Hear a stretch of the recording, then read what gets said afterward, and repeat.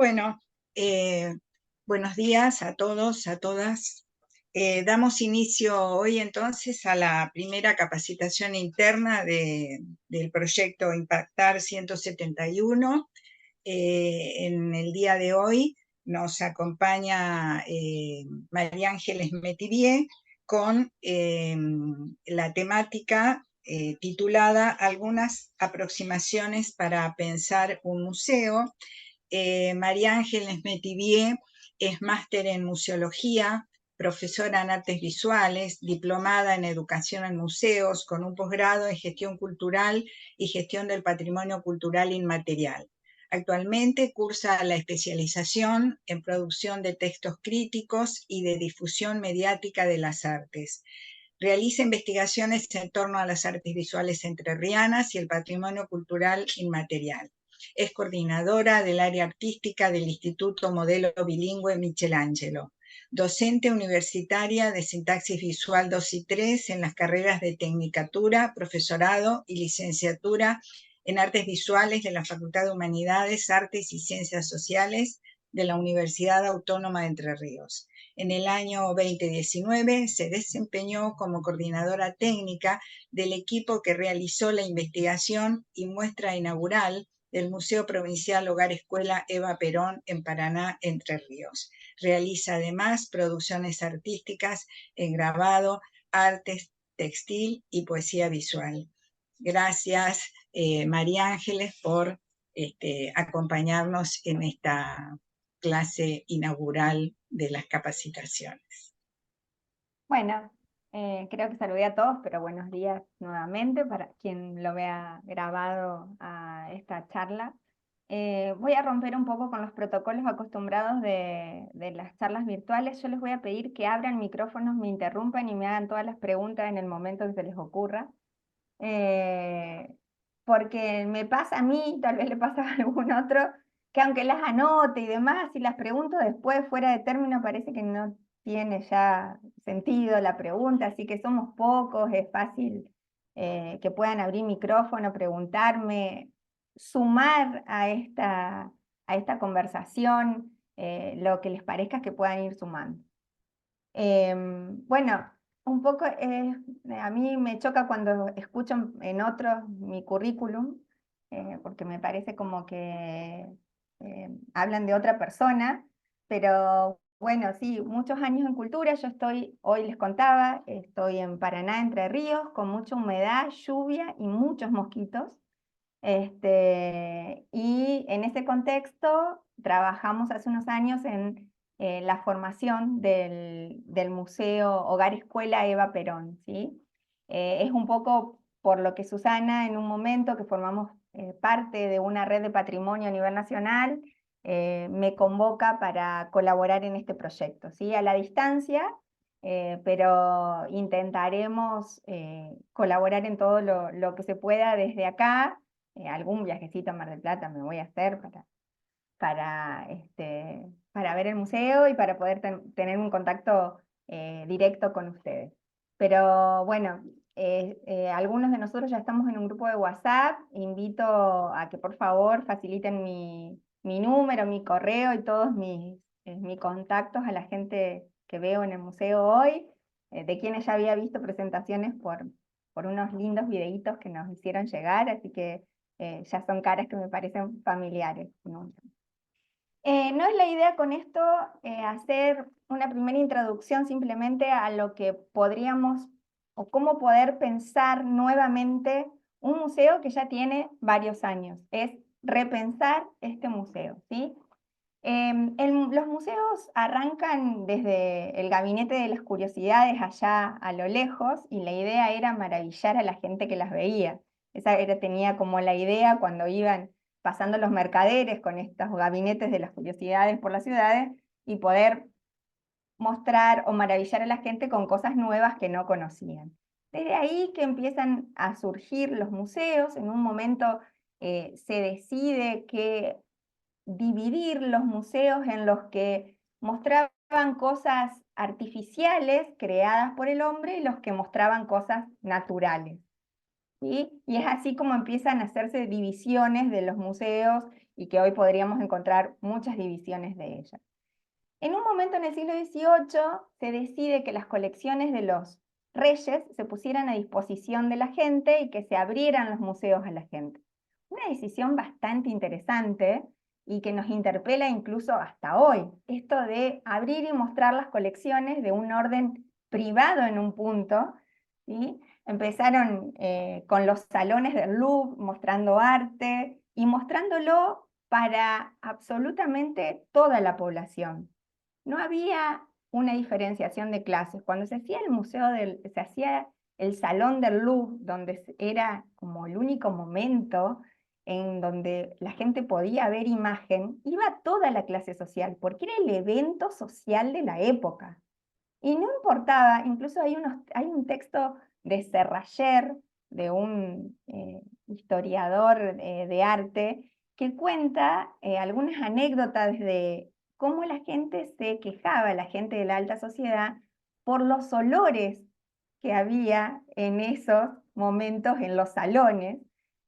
Y es ahí donde la gente de la alta sociedad, ya la burguesía en ese momento, empieza a tensionar para que los museos empiecen a tomar estatus diferentes. Miren de dónde viene esta idea de que muchas veces la gente dice, un museo, esto no es para mí, ¿por qué voy a entrar a un museo? ¿Sí? La comunidad en general. En mi opinión, debemos recuperar esa idea de que todos vamos al museo y esos olores del museo, de última. En ese texto dice, incluso se quejó una persona de la alta sociedad porque estaba la que vendía pescado en el museo, en ese salón, y había mucho olor a pescado, ¿no? Entonces digo, ¿cómo recuperar esa idea? Estamos hablando de siglo XVIII, ¿no? Cuando sucedía esto, mire cómo todavía esa visión nos interpela aún hoy en la visión de la comunidad en general sobre los museos. Pero bueno, como les decía, esto no es una idea de la historia de los museos, que tal vez lo podemos leer en algún otro momento, o podemos hacer, si quieren, en algún otro momento una charla sobre la historia de los museos, no habría ningún problema. Pero hoy la idea es pensar el museo hoy, y cómo nos interpela el museo hoy, y cómo poder pensar este Museo Eva Perón en el hoy, ¿sí? Anclado en el hoy. Yo voy a compartir pantalla con algunas plaquitas que nos orienten.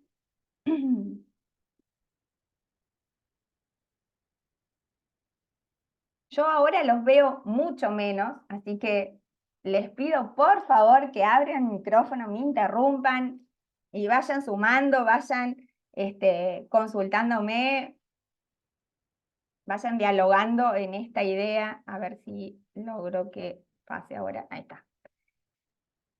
Las definiciones un poco que yo les voy a dar o desde dónde voy a partir va a ser del ICOM. El ICOM es un Consejo Internacional de Museos porque no podemos empezar desde el aire, entonces voy a empezar desde este Consejo Internacional, ¿sí? Que como dice acá la placa se crea en 1946 y que yo le digo a mis alumnos secundarios cuando les explico qué es el ICOM, es la oficina de al lado de las Naciones Unidas, le digo yo, ¿no? Pero para marcar esta relación entre ICOM, UNESCO y las Naciones Unidas, ¿sí? Son asociaciones gubernamentales que están nucleadas y que tienen esos respaldos gubernamentales. Este ICOM tiene sede en unos cuantos países, 138 países pertenecen al ICOM o tienen instituciones que pertenecen al ICOM, y lo más importante que tiene el ICOM son sus miembros. Son 45.000 miembros alrededor del mundo. ¿Qué quiero decir con esto? Yo creo que las asociaciones siempre nos benefician. Fíjense, acá estamos asociados un montón de gente que le interesan los museos y que estamos en diferentes puntos del país. Nos asociamos por un bien mayor y nos asociamos por un proyecto, ¿sí? Entonces, de esa misma manera, creo que las asociaciones, tanto de profesionales o de gente interesada en una temática, siempre aporta. El ICOM es una asociación de personas que trabajan en museos o de instituciones. Uno se puede asociar a esta red de museos de manera individual o de manera institucional. ¿Qué quiero decir con esto? El museo puede ser como museo parte de esta red. Si eso no se logra, a mí me pasó trabajando en el Museo de Bellas Artes hace muchos años, cuando me quise asociar por primera vez al ICOM, la institución no le interesaba estar asociada a ICOM, entonces yo me asocié individualmente como persona que trabaja en museos. En ese momento ya con mi título de magíster en museología, con eso me pude asociar. Pero uno demostrando con una carta de su director, una carta de una persona del museo que avale que uno trabaja en museo, solo con eso ya se puede asociar a esta red. ¿Qué beneficios tiene? Tiene beneficios de capacitaciones, beneficios de información continua y actualizada sobre los museos, y de actividades en conjunto. También hay algunos proyectos a los que uno puede acceder siendo miembro de ICOM, como también la entrada gratis a unos cuantos museos que están asociados con la tarjeta ICOM. Digo entrada gratis para nosotros, hoy la mayoría de los museos argentinos tienen una entrada bastante o accesible o gratis. Pero bueno, en otras partes del mundo nos sucede que suelen ser para nosotros bastante onerosas las entradas, entonces bueno, esta cuota. En este momento la cuota personal para los argentinos está un poco cara, porque por supuesto está en dólares y eso hace que es un poco cara, pero para que tengan una idea, hoy asociarse sale 36.000 pesos al año. Digo está cara en relación a otros años, porque bueno, se cotiza a dólar, pero al año se paga eso, ¿sí? Para asociarse a esta red. Igualmente, aunque el museo no esté asociado a la red y aunque ustedes no estén asociados a la red, el ICOM Argentina tiene una disposición bastante importante y por primera vez tenemos en uno de los comités de ICOM internacional una Argentina al frente. En el comité de educación de ICOM internacional lo preside Silvana Lobay, que es cordobesa.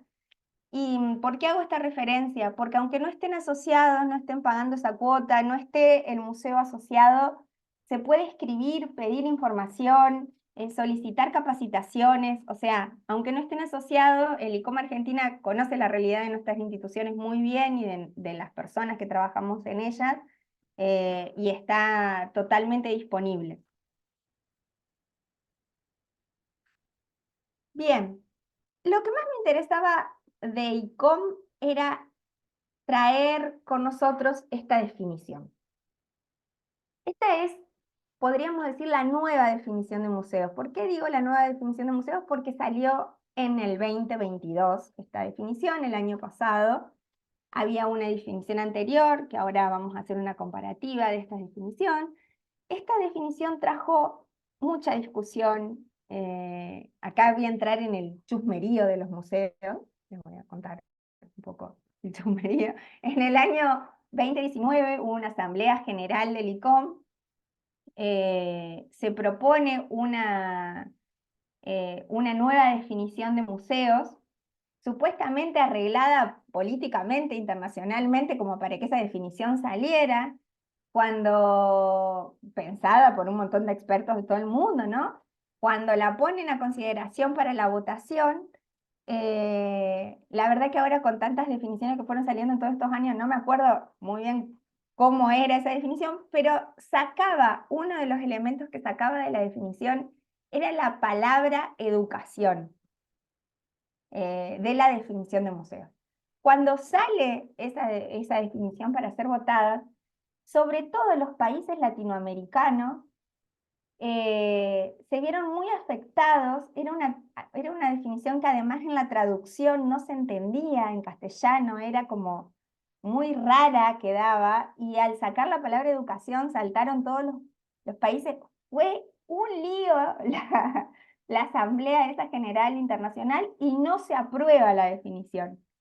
No se aprueba, se llama un cuarto intermedio y se empieza todo un trabajo que la verdad que fue muy beneficioso, que se llamó un grupo que se llamó ICOM Define, un grupo internacional que lo que hizo fue poner la definición a discusión de absolutamente todos los miembros de ICOM. Todos podíamos aportar a la definición que nos parecía, a las palabras que nos parecían que fueran claves y centrales en esa definición de lo que es hoy un museo. Entonces, en el 2022, ya con un trabajo democrático muy largo, con una pandemia en el medio, se vuelve a la votación de la definición de museos. Y es así como llegamos a esta definición. Voy a pasar a la próxima plaquita para que ustedes vean el cambio que hubo. La definición anterior había sido, que seguramente la deben haber leído en algún momento, en algún lugar, había sido o era de el 2007, o sea, tampoco era que tenía tantos años. La definición era: un museo es una institución sin fines lucrativos, permanente, al servicio de la sociedad y de su desarrollo, abierta al público, que adquiere, conserva, investiga, comunica y expone el patrimonio material e inmaterial de la humanidad y su medio ambiente, con fines de educación, estudio y recreo.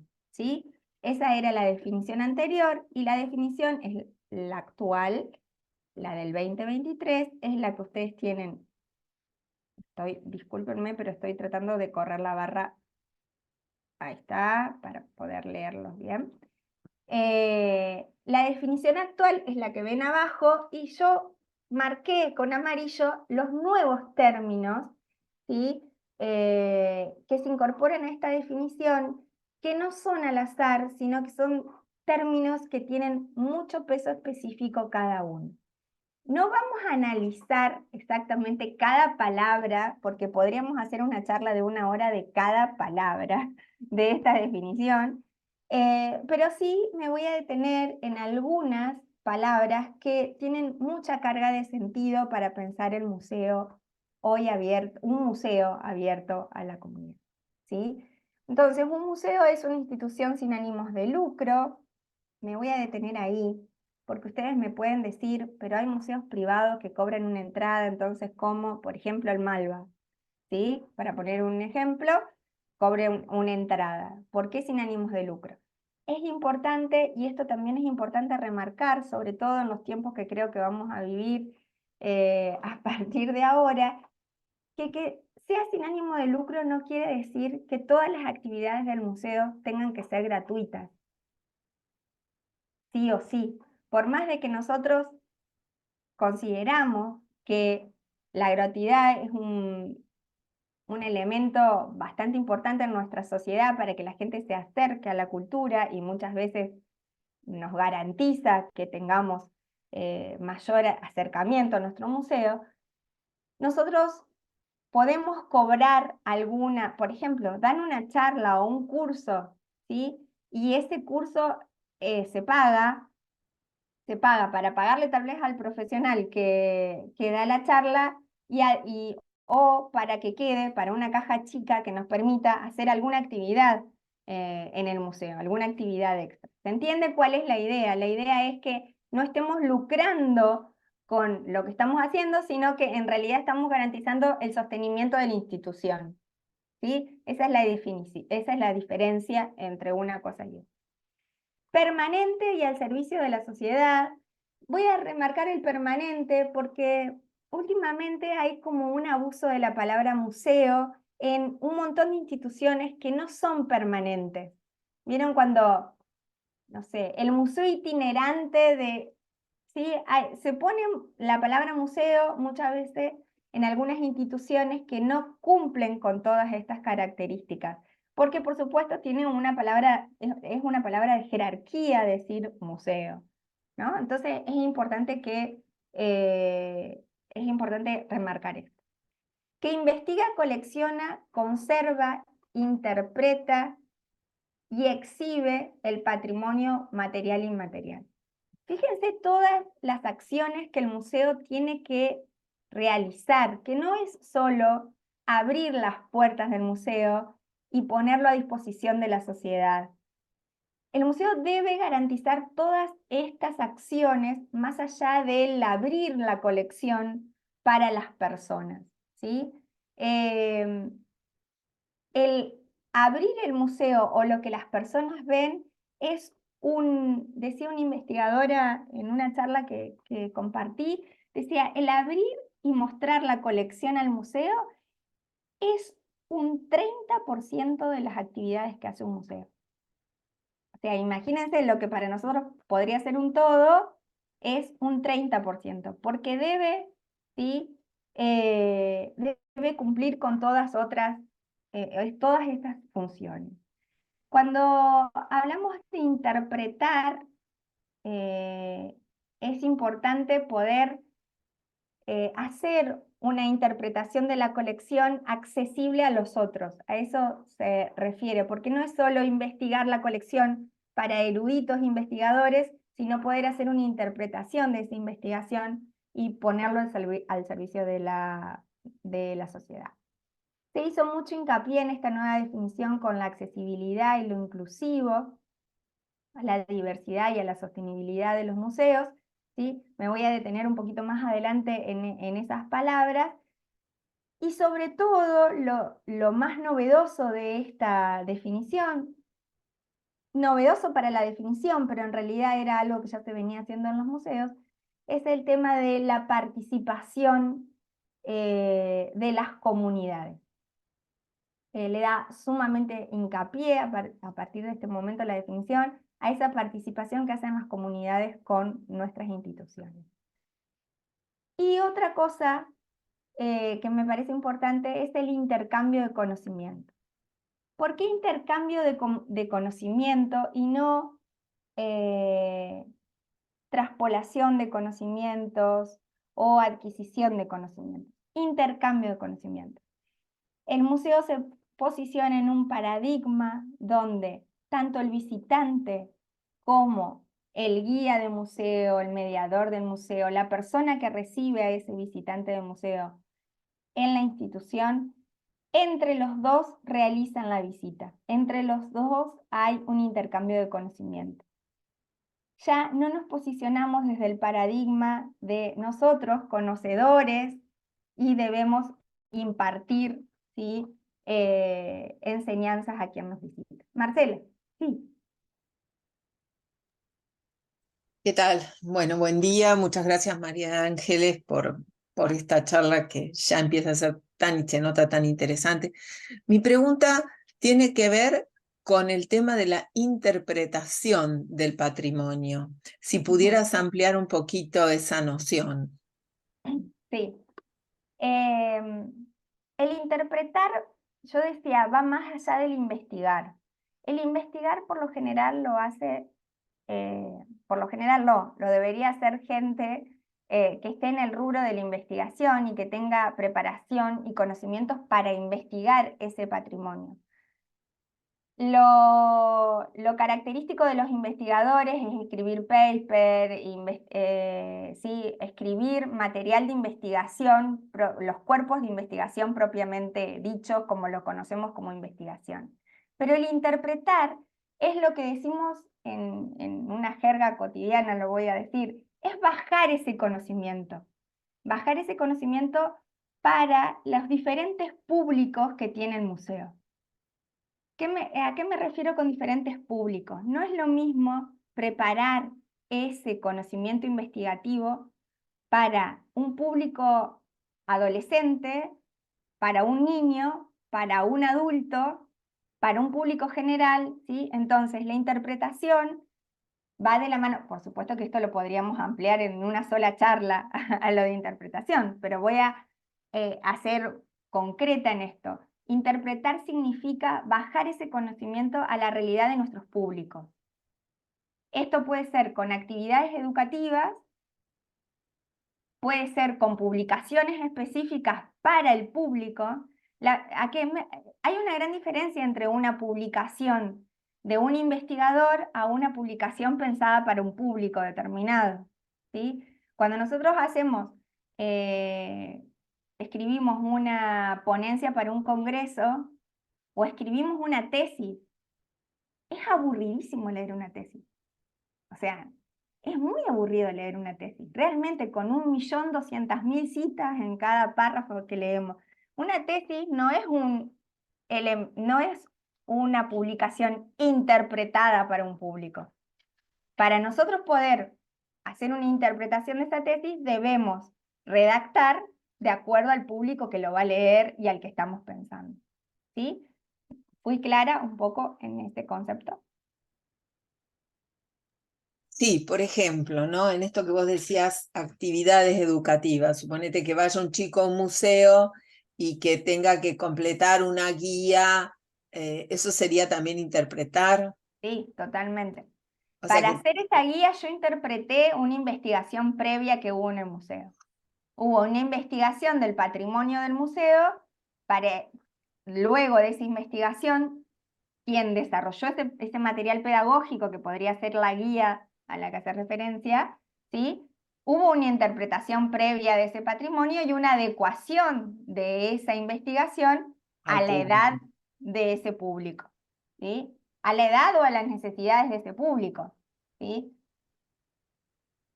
Podría Bien, ser, yo hablo de una guía porque pienso en analógico siempre, pero podría ser una app, alguna cosita así que hoy ellos puedan. podrían ser millones de cosas, ¿sí? Claro, A mí la educación de museos, bueno, tengo una diplomatura en educación de museos porque justamente es lo que más, como docente, es una de las cosas que más me interesa.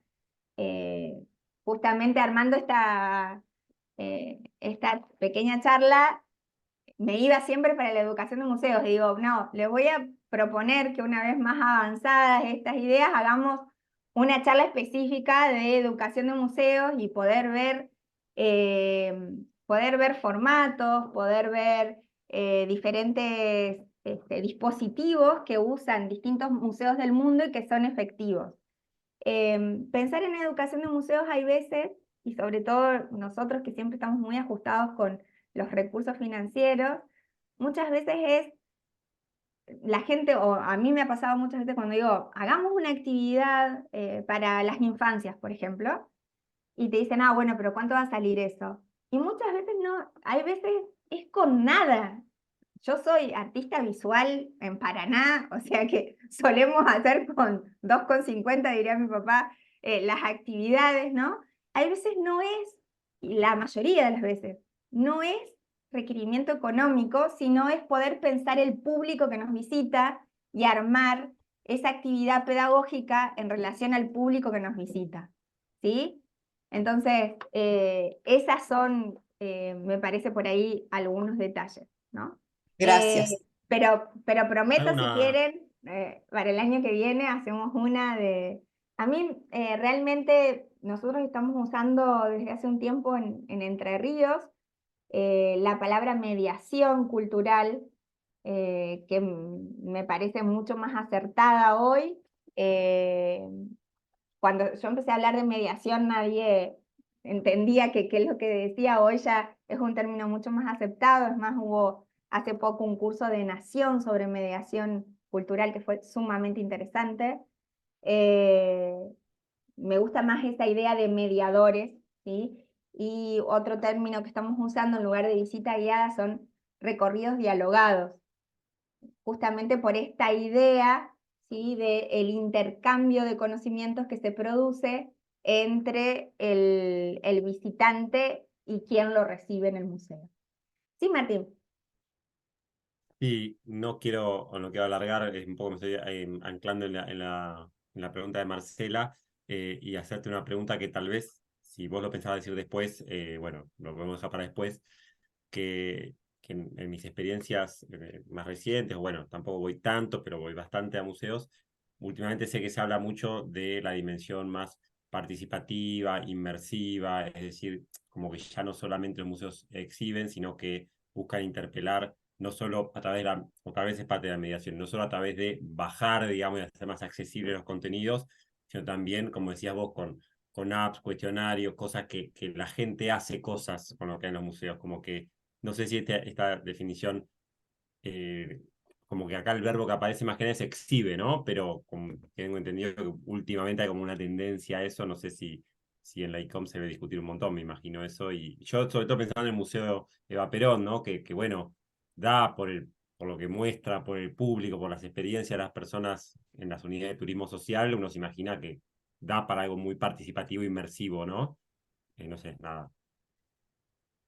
Sí, totalmente. A nosotros nos pasó cuando, voy a contar para hacer un ejemplo de lo que decís, Martín, una experiencia cuando armamos el museo acá en Paraná, el Museo de Perón. El lunes Jimena les va a mostrar un poco cómo es el museo acá. Nos pasó que cuando hicimos un convenio con la universidad y los mediadores culturales del museo eran todos estudiantes de los últimos años de las carreras de historia y de turismo y de arte de la universidad, con una beca para desarrollar un año tipo pasantías de trabajo, ¿sí?, en el Museo de Perón. Cuando yo los empecé a capacitar para ser mediadores del museo, Hogar Escuela, lo primero que les digo es, la mayoría de los primeros visitantes que ustedes van a recibir vivieron en la época peronista y ustedes no. O sea, ahí ya tenemos un factor importante en esa mediación. Entonces, ustedes saben lo que los libros y lo que sus padres y lo que nosotros le hemos ido transmitiendo, pero ustedes tienen que hacer rica su mediación trayendo lo que el público le va a decir. De los primeros visitantes, nosotros teníamos al lado del museo una cancha de bochas, que se juntaban los jubilados 2 veces a la semana, se juntan los jubilados 2 veces a la semana a jugar a las bochas. Fueron los primeros visitantes del museo. Entonces, ellos tenían los relatos está dentro del complejo Escuela Hogar Eva Perón, el museo, tenían los relatos de haber venido a esa escuela, de los relatos de el busto de Perón arrastrado por todo el complejo, ¿sí? Lo tenían de primera mano porque lo vivieron. Entonces, no podemos pararnos desde una posición de nosotros sabemos la historia y ustedes no, cuando hubo gente que la vivió y yo no, ¿sí? Entonces, eso primero implica la mediación y este intercambio de conocimiento. Y por otro lado, esto que vos decís de lo inmersivo, que voy a tomar un poquito más adelante algo de eso, en relación a qué exhibimos en el museo. ¿Cuál es el recorte que hacemos de ese museo? Hoy hay mucha tecnología disponible, lo inmersivo está muy de moda, ¿sí? Hubo muestras enormes en Buenos Aires sobre Van Gogh inmersivo, Frida Kahlo inmersiva, ¿sí?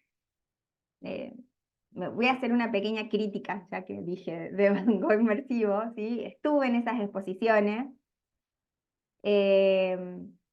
Hermosa la exposición, marketinera, convocó, me encanta ver gente haciendo cola para ver arte, es algo maravilloso. Ahora, no tiene relación ver una proyección de un Van Gogh a ir al Museo Nacional y ver un Van Gogh en vivo y en directo.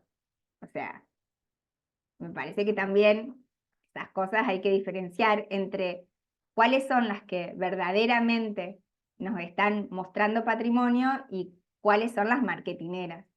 No reniego de una ni de otra, creo que deberían ir de la mano, ¿sí?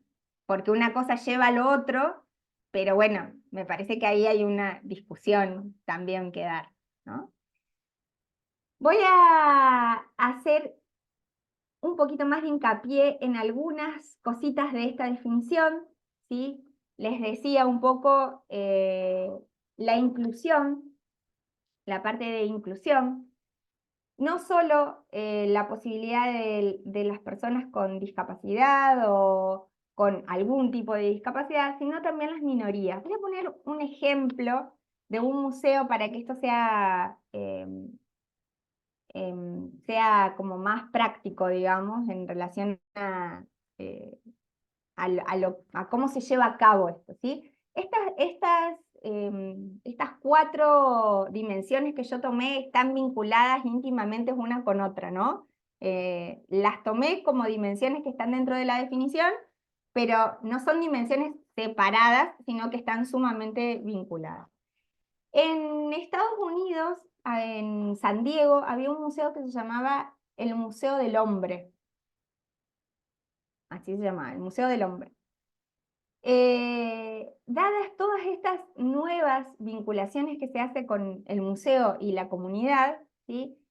El Museo del Hombre, por supuesto con un paradigma totalmente patriarcal, de hombre blanco, superior al resto, hombre rico y blanco. Esa era la concepción del Museo del Hombre de San Diego, ¿sí? Lo que transmitía. Hizo un llamado a la comunidad con un trabajo de bastante tiempo, ¿sí? Yo estoy haciéndolo como cortito, pero con un desarrollo, un llamado a la comunidad para que la comunidad volviera a pensar el nombre que le querían dar a ese museo, cambiarle el nombre, que es un montón para un museo, ¿no? Porque cambiar el nombre significa cambiar de paradigma en el que se va a sentar ese museo. El Museo de San Diego ya no se llama más el Museo del Hombre, sino que se llama el Museo de Nosotros. Así eligió la comunidad ponerle. Ahora, es todo un riesgo para una institución dejar entrar a la comunidad, porque generalmente muchas voces sacuden lo establecido que tenemos. Entonces, fíjense cómo desde ese gesto que hace la institución de abrirse a la comunidad, pone a disposición la institución para el ingreso de esa comunidad y realmente el intercambio de voces. Lo que hace esta definición nueva de museo es cambiar la mirada. El museo ya no está el foco en los objetos que exhibe el museo, sino que se cambia el paradigma a los sujetos. Lo importante no es el objeto que está en el museo, sino el diálogo de ese objeto que produce con el sujeto que visita. ¿Se entiende esto o dije un montón de palabras como si fueran un... Acá fíjense, en el punto 2 yo lo puse así como en una frase. El paradigma cambia, deja de ser el foco, el objeto que exhibía ese museo para poner el foco en los sujetos, en esas personas que nos visitan. Una construcción... Siempre el que los visita o pueden ser los sujetos de los cuales eran esos objetos, digamos. Sí, también. Ahora, ahí yo tengo una contradicción, se las voy a contar porque no lo tengo resuelto. Una contradicción que es posible, por lo que vi de imágenes del Museo de Mar del Plata, posiblemente algo que a ustedes les suceda. Cuando nosotros abrimos a la comunidad y decidimos que nuestra institución sea abierta a la comunidad, lo primero que la comunidad quiere hacer son donaciones de cosas que tiene en su casa y que no sabe qué hacer.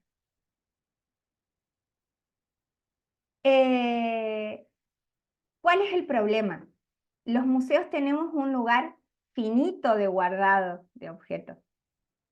Tenemos un depósito, tenemos una institución donde llega un momento que en el depósito no entran más cosas por más buena voluntad que tengamos.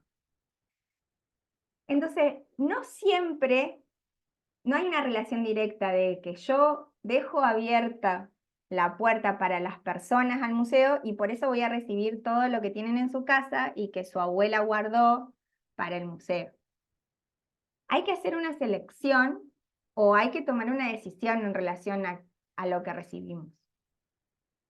A nosotros nos pasó en el museo, cuando abrimos el museo, quedaron un montón de cosas por fuera que no se expusieron y que aún hoy están guardadas en un lugar no muy propicio, debo decirlo, pero que están guardadas aún hoy en el museo. La gente inmediatamente cuando abrimos las puertas del museo, antes de abrir, cuando se enteraron, el barrio se enteró de que nosotros estábamos armando un museo, empezaron a venir con un montón de cosas que querían donar. En un principio la política del museo fue no recibimos donaciones, porque no podíamos ni siquiera guardar lo que teníamos aún en esa reserva. A ver, recibir un objeto de una persona es una responsabilidad institucional. Nosotros lo recibimos y lo incorporamos al patrimonio del museo. Entonces hay que pensar bien cuál es la política de recepción de donaciones. Esto no es una decisión que se pueda tomar así a la ligera, hay que pensarlo, ¿sí? Pero sí puede haber, aún hoy, pueden tener, como vi en muchos cartelitos de las imágenes que vi del museo, que decían de quiénes eran las personas. Seguramente sé que está planeada en algún momento alguna charla sobre historia oral, ¿sí? Pero ese diálogo a mí me parece muy rico poder hacer un registro de historia oral de esas personas con esos objetos que el museo ya tiene hoy. No perder la voz de la comunidad. Y el registro oral hoy, la verdad que hoy para nosotros con un celular que grabe bien se puede tomar un registro, incluso se puede hacer, nosotros hicimos algunos proyectos con escuelas secundarias que grabaron voces de sus abuelos o de sus familiares, los chicos secundarios. Entonces tenemos un registro y que puede perdurar en el tiempo en relación a este registro, ¿sí? Entonces, quiero ser claro con esto, no, una cosa es abrir a la comunidad y a las voces de la comunidad y otra cosa es abrir a los objetos de la comunidad también al museo. Hay que pensarlo en relación. ¿Soy clara con esto? Háganme las preguntas si no lo soy. Santiago me hace que sí porque ya habíamos tenido algún intercambio en relación a esto y bueno, más o menos estamos por el mismo lado. En relación a la sostenibilidad, una palabra que viene resonando fuerte desde los BOS y un montón de iniciativas que se dieron estos años en relación a la sostenibilidad. El cambio que hace esta nueva definición es que ya el museo deja de ser un edificio con una colección y pasa a ser un territorio con un patrimonio, ¿sí? Fíjense cómo cambia la lógica, ¿sí? De el edificio como quien cobija a pensarnos dentro de un territorio con patrimonio. Y en el Museo Eva Perón de Chapalmalal aún es mayor. ¿Por qué? Porque está inmerso dentro de una reserva también natural. Entonces, lo que este museo tiene que dar cabida no solo es a los objetos, sino a su entorno. Es sumamente importante, ¿sí? Vamos a ver un poco en relación al patrimonio cultural. Esta fuente es UNESCO, ¿sí? El patrimonio cultural tiene estas divisiones. Estas divisiones que están siendo hoy sumamente cuestionadas. ¿Por qué? Porque se va a la idea de un patrimonio integral, ya no a una división entre patrimonio cultural y patrimonio natural, ¿sí? Pero aún hoy siguen vigentes estas divisiones entre el patrimonio cultural y el patrimonio natural. En el patrimonio natural vemos todo lo que es reservas naturales, bueno, estos son algunos puntos de ejemplos nada más: reservas naturales, parques nacionales, sitios Ramsar, monumentos nacionales, ¿sí? El museo está dentro de una reserva natural, o sea que esto tiene un montón que ver, por lo tanto, también sería interesante poder pensar una noción de patrimonio integral. Dentro del patrimonio cultural, a su vez, hay dos divisiones, una que es la material y otra que es la inmaterial. El relato que ustedes tienen y el relato de todo lo que fue la época peronista, el relato de las vacaciones, que deben tener millones de relatos de vacaciones en ese complejo, y todos los relatos de estos visitantes, cómo debe haber mitos. Yo me juego a que hay mitos de fantasmas en el complejo, a que hay ruidos de noche que se pueden usar, porque no hay un museo sin esos mitos. ¿Sí? Todo eso es patrimonio inmaterial, porque no tiene una materialidad física que nosotros, tangible, que nosotros podamos decir, esto es el patrimonio. Sí, Joaquín creo que es el Museo Eva Perón, o no. No sé quién es el que levanta la mano, Joaquín. No, tengo una mano. Nosotros del Museo de Ah, del museo, perdón, sí.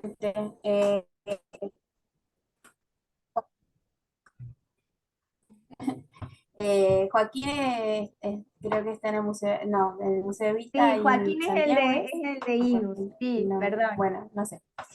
Lo del Museo de Perón, bueno. Sí, justamente cuando estaba viendo que en todo este esquema, cuando nosotros damos las charlas y compartimos, en todos los ítems tenemos algo, porque aún eso, en el material hay ciertos mitos que se generan y bueno, los chicos vienen, preguntan. También hay una leyenda sobre el arroyo, que cuando se hace la caminata guiada también se la cuenta, cuando pasamos por el Ah, qué bueno. arroyo.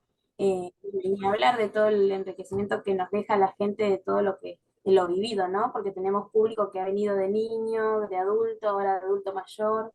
Entonces hay muchísima riqueza inmaterial.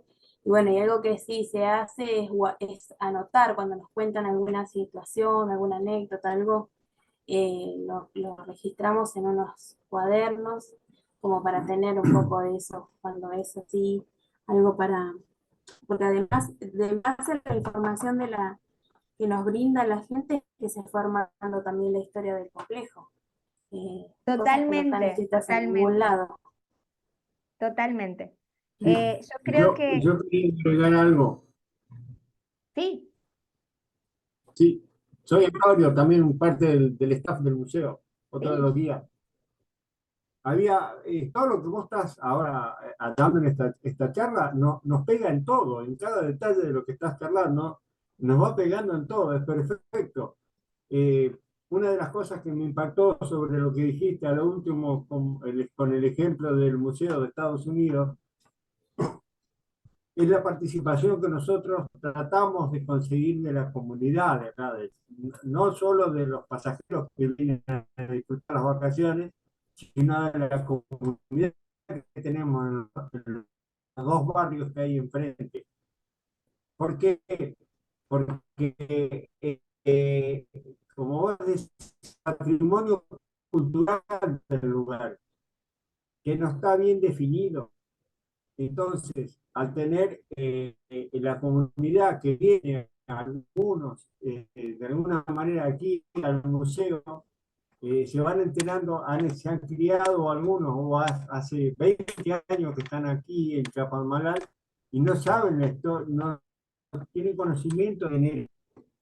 Entonces, como en alguna reflexión que por ahí está escrita de Rodolfo Pusch, que dice que las personas están en el lugar y a la vez que van tomando conocimiento de todos los acervos culturales del lugar, terminan siendo del lugar. En vez de, no solo están, sino que se empiezan a hacer del lugar. Muchas Esa es la veces no idea que tomamos, vos al escuchar. Y sí, bueno, no vamos a hacer muy largo, sino, pero es fabuloso esto de que la comunidad participe con el museo, no solo los visitantes nuestros que son por excelencia los turistas. cuando Gracias. no conocemos el patrimonio, cuando no sabemos de lo que tenemos, es imposible que nos apropiemos de ese patrimonio. La forma de que la comunidad se haga parte de ese patrimonio es conocerla. Así que esto que estás diciendo es sumamente relevante. Hay veces vivimos en lugares en donde al lado tenemos una casa patrimonial y no tenemos idea, ¿sí? Y por lo tanto, si no sabemos del valor de eso, es imposible que nos apropiemos de ello y que lo cuidemos, ¿no? Con el patrimonio, ya te doy la palabra, Santiago, dame un minuto termino esta idea.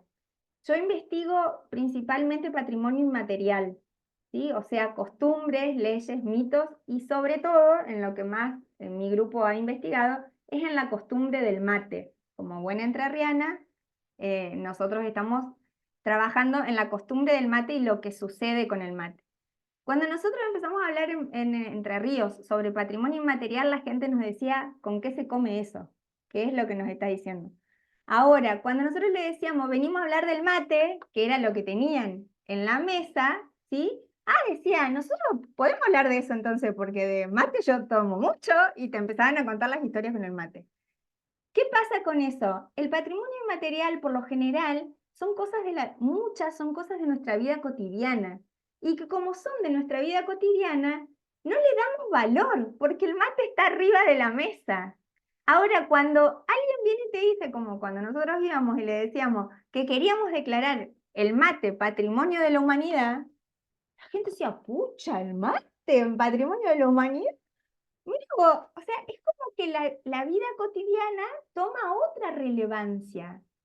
Entonces, eso pasa con el patrimonio. Cuando nosotros conocemos ese patrimonio que tal vez, como vos decís, vivimos enfrente y crecimos ahí todo el tiempo, pero no le damos el valor que para tal vez un turista que viene le da más valor que nosotros mismos, ¿no? Porque no lo conocemos.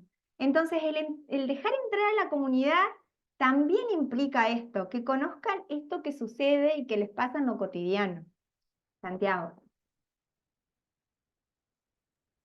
No, simplemente porque muchas de las cosas calculo que las vamos a conversar el lunes cuando nos vamos a encontrar, pero me quería sumar a lo que decía el compañero del museo, lo que estaba diciendo vos también, María Ángeles, que además de tener ese contacto con la comunidad, además de hacer visible ese patrimonio, las cosas que suceden y darles valor, como vos decías en el ejemplo del mate, también en el caso de las instituciones o proyectos vinculados al peronismo, hubo una política de la desmemoria que también se necesita ser contada, que se haya borrado ciertos orígenes que se vinculaban con el peronismo, que se vinculaban con la fundación, que se vinculaban con las figuras de Perón y de Eva y demás, hubo directamente leyes que prohibían nombrarlos. Es decir, que todas esas cosas también tienen que ser y forman parte también de poner en valor ese patrimonio y contar también esas políticas de proscripción, de desmemoria y demás que han tenido claramente y dejan huellas en la comunidad a la cual se la divorcia de, digamos, de su propio patrimonio, de sus lugares, de las historias que cuentan en esos lugares. Me parece que en el caso de estas instituciones que tienen que ver con Eva, eso también es digno de ser contado y tiene que ser contado, ¿no? Y que también aparecen seguramente, como contaba vos, María Ángeles, de cuando sacaban el busto y lo repartían y lo rompían y demás. Bueno, eso también forma parte de esas historias y de esos patrimonios culturales inmateriales. Tal cual, totalmente. Nosotros tenemos uno de los últimos, no voy a chapear con esto ni hacer autobombo, diría una amiga, pero después se los puedo compartir. En uno de los últimos libros que publicamos de Patrimonio Inmaterial de la Ciudad de Paraná, uno de los capítulos se llama Flores para Evita, porque hay un ritual muy importante que supongo que se debe repetir en alguna de sus ciudades, para el fallecimiento de Evita, para el aniversario del fallecimiento de Evita, en el complejo hogar escuela donde se encuentra el museo, dentro de donde se encuentran, hay dos bustos muy importantes de Eva y de Perón, y para el aniversario de la muerte de Evita, la comunidad lleva flores al busto y se hace un gran encuentro de la comunidad totalmente autoconvocada, pero esto se viene repitiendo hace años, donde se lleva flores para Evita. Desde que nació el museo acompaña y hace una ronda de chocolatada y mate para acompañar ese momento, digamos, pero eso es patrimonio inmaterial totalmente, o sea, es un ritual que hace la comunidad y que ha nacido de la comunidad solamente. El espíritu peronista de eso tiene mucho que ver, Santiago, de poder contar esto que no se pudo contar en su momento por estas leyes de obligación. Y en relación a eso, me parece importante algo de lo que decían los trabajadores del museo que contaban recién, de gente que venía y contaba las experiencias o el haber ido al complejo de niño, de adulto mayor, ¿sí? En diferentes momentos de su vida, creo que hoy sería importante, más allá de que la gente pueda contar su relato en el libro de visitantes escrito, si a algunos les permite que los filmen.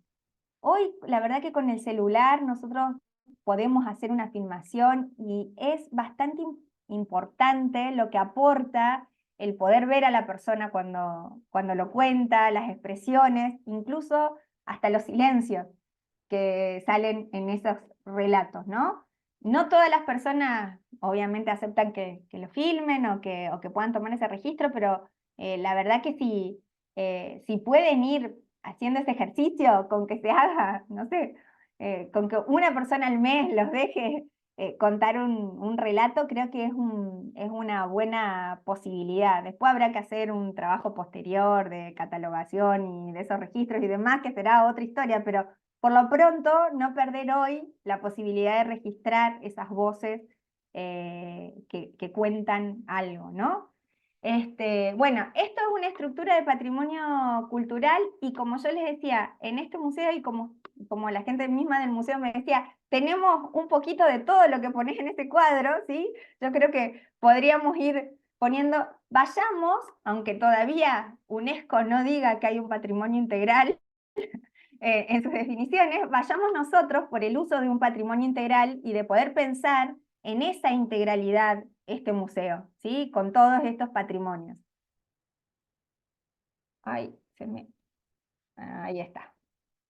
Bueno, esto un poco ya lo hablé, pensábamos en esto pensando en los patrimonios familiares, ¿no? Y esta distinción que les decía yo de cuánto vamos a recibir en el museo, cuánto es un patrimonio que al museo le interesa porque todavía no lo tiene, y cuánto es el patrimonio familiar, porque es un legado de la familia, ¿sí?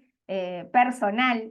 Entonces la diferencia es, nosotros debemos exhibir como museo un patrimonio que sea de toda la comunidad, ¿no? Que sea interpelado para toda la comunidad, no un patrimonio que sea de una persona específica, ¿no? Porque tenemos que tener siempre en cuenta que esto que nosotros estamos haciendo, que esta es una definición jurídica de patrimonio, es el legado para las generaciones futuras. Esa es una definición jurídica de patrimonio. Algunas cosas como algunos puntos para ir pensando desde esta definición, ¿sí?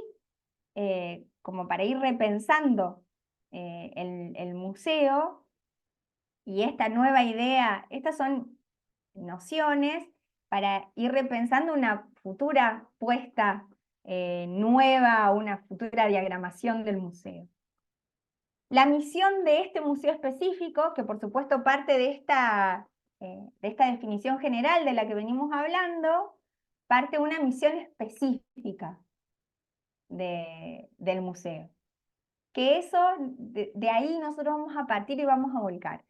Los especialistas en marketing dicen que la misión de una empresa debería caber en una camiseta. O sea, debería ser tan corta que yo podría ponerme una remera con la definición de museo, de la definición del museo, la misión del museo. No hay ningún museo que lo haya logrado, porque ya partimos de una definición súper amplia de museo, ¿sí? Para nosotros poder hacer la misión de nuestro museo, seguramente va a ser mucho más largo que lo que entre en una camiseta. Pero sí debe ser concreta y es a lo que aspiramos. Esa misión no tiene que ser lo que somos hoy, sino que puede ser una misión con una visión de futuro, ¿sí? Esa misión va a estar ligada al patrimonio, y en el patrimonio nosotros lo que debemos hacer es un recorte temporal y conceptual de lo que vamos a conservar en nuestro museo. Eso es lo primero como para empezar a pensar el museo nuevamente, ¿no? O repensar este museo. ¿Qué recorte vamos a hacer? Y es importante en este recorte pensar en dos alternativas. Uno, lo que se va a exponer, y otro, lo que tiene el museo, que no es lo mismo. ¿Por qué digo no es lo mismo? Los museos suelen tener exposiciones que duran un año y al año siguiente se recambian. Porque, ¿qué pasa? Si nosotros solemos tener mucho patrimonio, si nosotros de entrada arrancamos mostrando todo lo que tenemos, son tantas cosas que no vemos nada. Como visitantes no vemos nada. Entonces, la idea es hacer como un recorte temporal. Por ejemplo, les cuento, seguramente Jimena ampliará el lunes, pero en el Museo Eva Perón de Paraná, el primer recorte temporal que se hizo para la muestra inaugural, en realidad fue, más que recorte temporal, el criterio fue todas las cosas que podemos fehacientemente comprobar que llegaron de manos de la Fundación Eva Perón. Entonces el recorte fue ese. Luego se dispuso en salas, ¿sí? Entonces hubo un recorte conceptual. Una vez que hicimos un recorte temporal, o sea, eran los objetos de 1950 a 1960. ¿Sí? Ese fue el recorte temporal de la primera exposición. Ese recorte temporal de objetos, juntamos todos los objetos que teníamos, dijimos, bueno, va a ser un recorte, ahora va a ser un recorte conceptual de esos objetos. Ese recorte conceptual fue por sala. Entonces hubo una sala niñez, donde se expusieron todos los platos, se hizo como un armado de comedor, ¿sí? Una sala salud, donde se hizo todo como un armado de un consultorio odontológico. Una sala educación, donde se hizo todo como un armado de un aula con todos los elementos de educación, ¿sí? Esos fueron los recortes conceptuales que se hizo.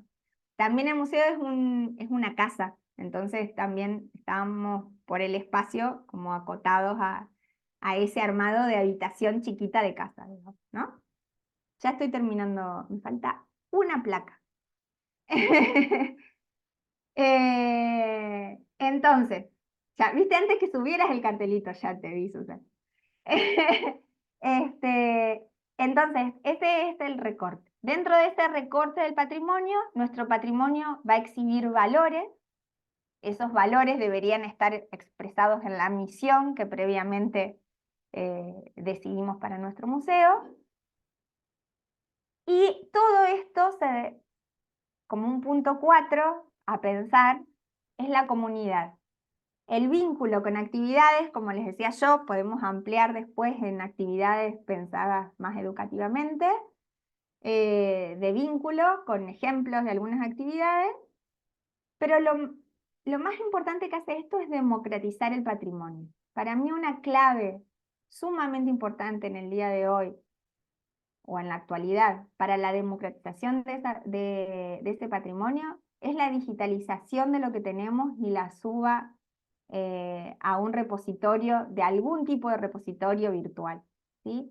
Que pueda estar accesible lo que tenemos, que la gente lo vea, ¿sí? Y en relación a esto, mi última placa para pensar, como no terminar la clase o la charla sin algo concreto de pensar, yo busqué en internet, no encontré redes sociales que tenga el museo, Instagram, corríjanme si las hay. ¿Hay? Sí, ¿Sí? tienen Instagram. Ah, bien. Entonces, me parece que estaría buenísimo poder usar esta fecha, 18 de mayo. El 18 de mayo es el Día Internacional de los Museos, que se festeja en todo el mundo, sean los museos de ICOM o no lo sea, es una fecha que pone ICOM, ¿sí? ¿Por qué digo? ¿Por qué se hace este día? Simplemente para que ese día todos los museos del mundo tengan mayor visibilidad. Entonces tal vez nos podríamos plantear como un objetivo de pensar algo para este 18 de mayo 2024.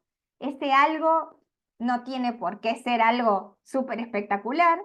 Tal vez ese algo puede ser sacar determinadas buenas fotos de algunos objetos que tenga el museo, subirlo a redes sociales y proponer un intercambio, por ejemplo, de la comunidad con las redes sociales. Por ejemplo, ¿podrías contarnos algo sobre este objeto? ¿A qué te remite? ¿Qué sabes? Esto está pensado desde doble sentido, porque todo lo que esté escrito ahí también nos da material a nosotros de investigación y de recopilación de datos. pero genera un intercambio con la comunidad, ¿sí? Estoy hablando de una actividad sumamente sencilla, cero costo, digamos, ¿no? A través de redes sociales, pero que todos a la vez poder poner un día en donde uno diga, todos compartimos las redes sociales del museo y todos damos visibilidad a las redes sociales del museo, ¿sí? Por decir una opción, ¿sí? Podría haber un montón más, pero digo, me parece interesante poder tener este día como una fecha, ¿sí? Bueno, lo que tenía para compartir hoy es más o menos eso. Si tienen alguna pregunta, si queda algo que quieran sumar, agregar, hay un montón para seguir ampliando estas ideas. Es simplemente, como decía el título de la charla, unas primeras aproximaciones o una primera introducción a la idea de lo que hoy en el mundo se está hablando de lo que es un museo o de lo que nos podría dar a pensar un museo. Muchas gracias, María Ángeles. La verdad que hay muchos planteos y muchas sugerencias que creo que son interesantes para seguir pensando y por ahí para promover otras charlas, intercambios. No sé, la gente del museo, si quiere hacer Hola, alguna pregunta. sí. No, bueno, nosotros apagamos la cámara porque tenemos muy mal internet justamente acá. Las redes sociales que nosotros tenemos no las manejamos nosotros, en realidad surgen por iniciativa de Silvia, y Silvia siempre está poniendo cositas y bueno, haciendo la difusión. Así que bueno, eso también es algo que vamos a tomarlo de tomar los testimonios con el celular y eso, porque también eso no lo tenemos videos de mucha gente, pero no todo está digitalizado. Así que bueno, gracias por esas sugerencias. También con respecto al vínculo con la comunidad, nosotros hacemos charlas así en las escuelas, de las obras, los invitamos, tratamos de extender lazos para generar identidad también, y trabajar en eso. Y justamente ayer también estamos diciendo de poner un buzón con sugerencias, con cosas, porque en un momento tuvimos una encuesta, después esa encuesta se sacó de acá y se hace a nivel general de todo el complejo y no específicamente del museo. Así que también, justamente ayer estábamos hablando de eso, de tener la posibilidad de tener un buzón, un espacio donde la gente pueda poner sus sugerencias. Y así que bueno, nada, nos vamos con un montón de ideas. Gracias, María Ángeles, por toda tu charla. Y ya estamos empezando a elaborar algo para el 18. Bueno, buenísimo. Ya hay tormenta de ideas en 2 minutos. Sí, de tarea. Bueno, buenísimo. Le dejé tarea. Ese es es el karma del docente, ¿vieron? No me puedo desprender de la tarea. Sí, justamente nosotros algunas 18 hemos hecho algunas actividades. En un momento hacíamos una guiada por el complejo que incluso se visitaba hasta el servicio médico, la capilla del complejo, o sea, lugares que en realidad no es parte de nuestro, digamos, territorio del museo, pero sí es parte del monumento histórico, y también conectarnos con esas áreas para que nos abrieran la puerta y para que alguien ahí también pudiera dar una charla. Así que era como un trabajo en conjunto con otras áreas del complejo, como para el Día de los Museos también lo hemos implementado. Sí, una aclaración hago en relación a esto que yo decía de redes sociales o de páginas web. No sé cómo será, y bueno, y ahora menos que no sabemos cómo son las autoridades, pero en Entre Ríos, por ejemplo, lo que sucede es que el gobierno de la provincia no autorizaba a los museos provinciales a tener página web, ¿sí? El control de la comunicación solo lo tenía la provincia. Entonces no autorizaba a los museos a tener página web. Solo podían tener redes sociales y manejar solo redes sociales, solo Instagram y Facebook. Eso es una demanda, nada, bastante importante hoy de los museos. No sé con qué idea vendrán las nuevas autoridades, creo que las nuevas autoridades no tienen ni Claro, directores de museos, pero entonces no sé también ustedes a nosotros nivel... tuvimos páginas, perdón,